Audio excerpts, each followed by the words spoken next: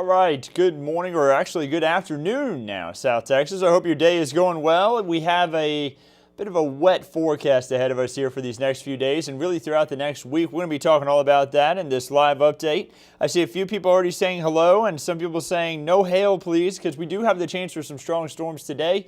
So let's go ahead and jump into it and talk a little bit about what we have possible. Right now, the allergens all coming in at light, so not much in the way of any issues out there, but I'm willing to bet we see mold spike the next few days just because of how much rain's in the forecast. Looking across the region, San Antonio seeing 60s to 70s, lots of cloud cover pretty much everywhere you look. Temperatures pretty warm, pretty muggy, 70s out there again, and then we also have humidity really high because of how those southeasterly winds are bringing in more moisture. And speaking of moisture, it's leading to a little bit of shower and thunderstorm activity out there. Right now, seeing some thunderstorms make their way through portions of southern Medina County to central Medina County, and then you see parts of Uvalde County, right around Uvalde itself, seeing heavy rainfall. And that's our most intense thunderstorms right now. Nothing severe from that, no hail at all, no issues with those storms, just run-of-the-mill thunderstorms, good, healthy storms that are just putting down some good rain that we still need in the region. So nothing bad right there. What's the weather going to be like in Windcrest area today? We'll talk about that in just a second. I see a question. Is there any snow? The answer is no.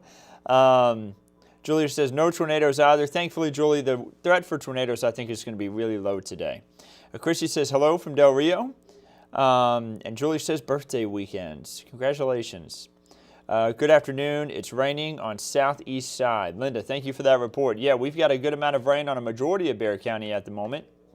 That's going to continue here throughout these next few hours, and then another round of storms is expected to move in tonight. So right now, seeing that shower activity throughout South Texas. You see other parts of the state not as lucky as us.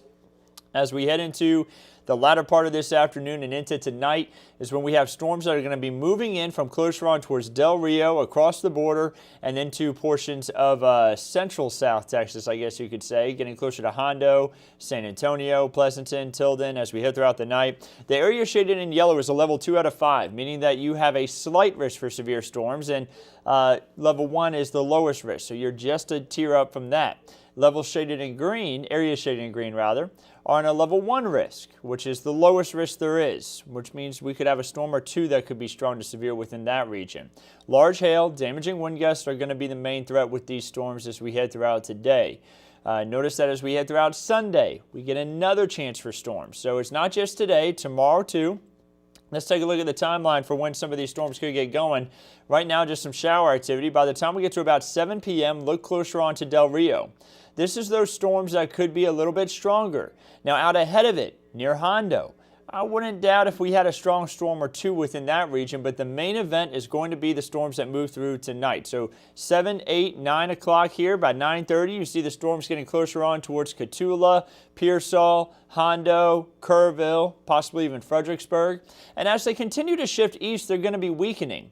Once we get to about 11 o'clock, 10, 11 o'clock, they move into San Antonio, but they're really going to be a lot weaker by the time they get to the I-35 corridor. And as they continue to shift east, they'll just completely collapse there closer on towards midnight to 1 a.m. And we'll have quieter conditions when you wake up on Sunday morning. By Sunday at 6:30 a.m., a few storms closer to our friends over towards Houston. As we head throughout the day, I think we're going to have that possibility for a couple storms to develop over us. Check out 3:30 p.m. around Hallettsville, maybe near Gonzales. Could have some storms develop, and we still could have some storms that move over from the Rio Grande area into the early hours of the evening. But it's going to be another one of those situations where the storms are weakening as they continue to move off to the east. So it's going to be another one of those situations where they may make it to us, they may not. It's still too early to tell. Just you want to make sure you're ready just in case we do get some strong to severe storms. I see a lot of people saying hello. I see Phil, Lake Medina. Yeah, I agree. Hopefully we get some good rain out there to help fill up the lake. I see Paul saying, can you bring back the sun, please? I know, right, man? It's been so stormy recently, and we haven't had much sunshine, but you know what? We've needed this rainfall. That's the good news. I just hope we can get it without the severe weather. Steven says, shout out to Bill Taylor. He is awesome. I totally agree. Some people saying hello. Hi, Bill. I'm meteorologist Andrew Wilson. Bill is off today. So he, He's got Saturdays and Sundays off. If we do have severe weather tonight, he may be coming in.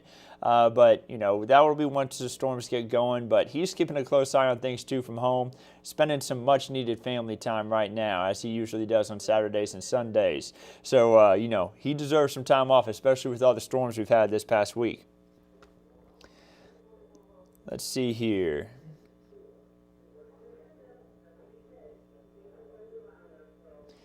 Raining in Helotes. Roseanne says, how does it look? How does today look? Still a few storms later on this afternoon and into this evening.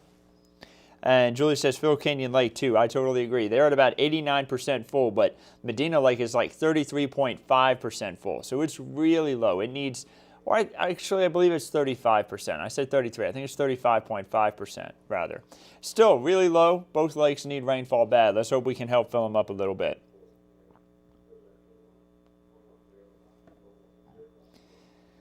So, a lot of rain this next week. Those areas shaded in the light red, there when we go from purple to dark red to then light red, that light red is going to be probably about 4 inches of rain that's going to be possible in those spots.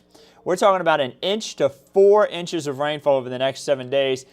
And a lot of that is going to be falling in the middle of the week. You're going to see that in the 7-day forecast in a second. But I expect huge improvements to the drought monitor. We're going to see this drought get pushed back more and more. The average rainfall that we've had by month, you see we were really behind there for the months of January, February, March. And we haven't hit the quota yet for May. But April was a surplus, 6.05 inches. That was the wettest month that we have had at least since I've lived here. So it has been it was a great month. It was all pretty much fell in the last 3 days of the month, and then it carried on into May. And it looks like we're going to meet our goal for May based off of the amount of rainfall we have possible over this next week. June brings heavy rain too. July, August, and September, not going to be as much as far as the average is concerned. But then you see the average for October bringing 4.11 inches. You know, we finished up 2019 and 2020, both years, more than 10 inches behind average. So if we can finish above average for 2021, that would be awesome. The Edwards Aquifer level showing 665.9 today, the 10-day average at 665.5. Stage 1 water restrictions are still in place, but we were able to knock out Stage 2, so that's not an issue anymore.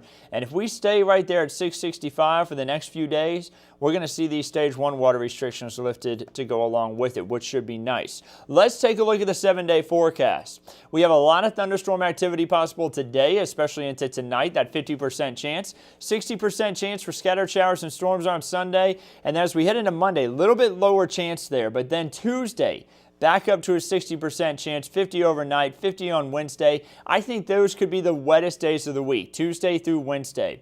And then Thursday, we bounce off a little bit down to 40% and then a 30% chance for rain on Friday. But storms possible throughout the 7-day forecast. Not a good week if you're trying to maybe pour cement, or maybe you're just trying to let a little bit of water out of your yard and hope for a dry out. It's going to be a really soaking week.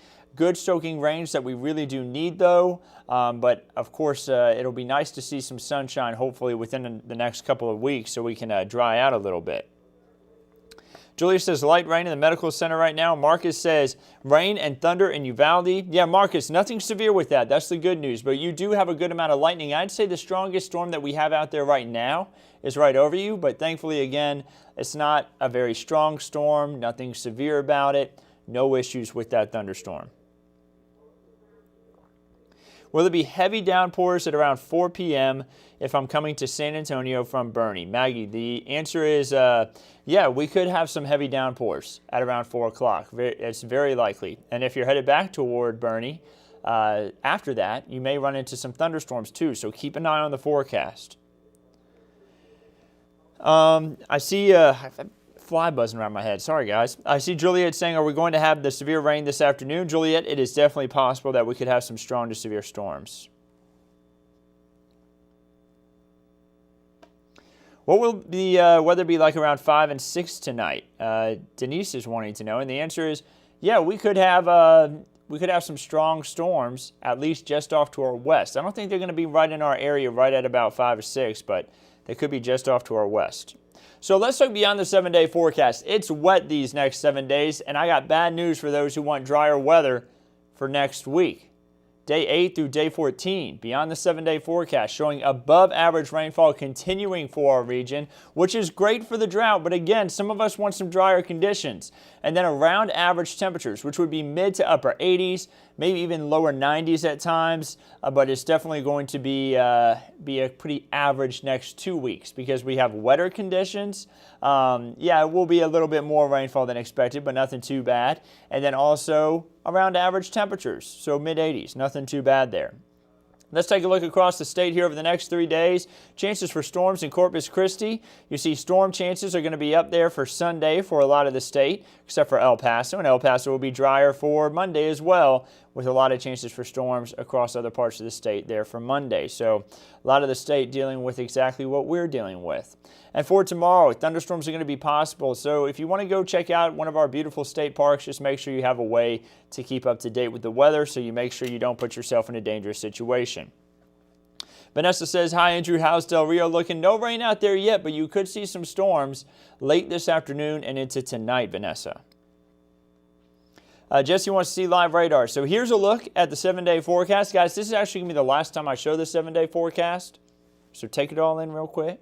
I'm going to bounce it up to radar. We'll take another look at radar before I sign off of here for today. But I'm still sticking around. I'll be keeping a close eye on things just in case any strong to severe storms do form a little earlier. Want to make sure everyone can stay informed and stay safe. So make sure that you follow me on my social media channels, Meteorologist Andrew Wilson and Andrew Wilson WX on Twitter. I will be posting updates if needed with these storms as they continue to move through. So there's live radar. Heavy rainfall to the southwest of Bexar County. That's going to be pushing up into our region. You already see that some parts of San Antonio are dealing with heavy bouts of rain. Stormy conditions along Highway 90 from Uvalde to Hondo. And you also see a few thunderstorms trying to get going there in northwest Atascosa County. Again, nothing severe with these storms, but I'll continue to keep an eye on them. And we'll continue to keep you updated on everything right here at KENS 5 throughout the day. The chance for strong storms moves in from the west late this afternoon and into tonight. And of course, we'll continue to keep you updated on that. Meteorologist Jeremy Baker is going to be in this evening with the latest update to those storms. So I hope you all have a wonderful day. We'll continue to keep you updated on all of our social media platforms, Facebook, Twitter, YouTube. We're live right now on the KENS 5 app and on KENS5.com. You can find us on all those locations whenever we do these live updates. And we'll be sure to keep you updated as well throughout the day on those platforms so that you can stay informed on the weather as long as it's moving through our region. So I hope you all have a wonderful day, and we'll keep you updated on everything right here at KENS 5.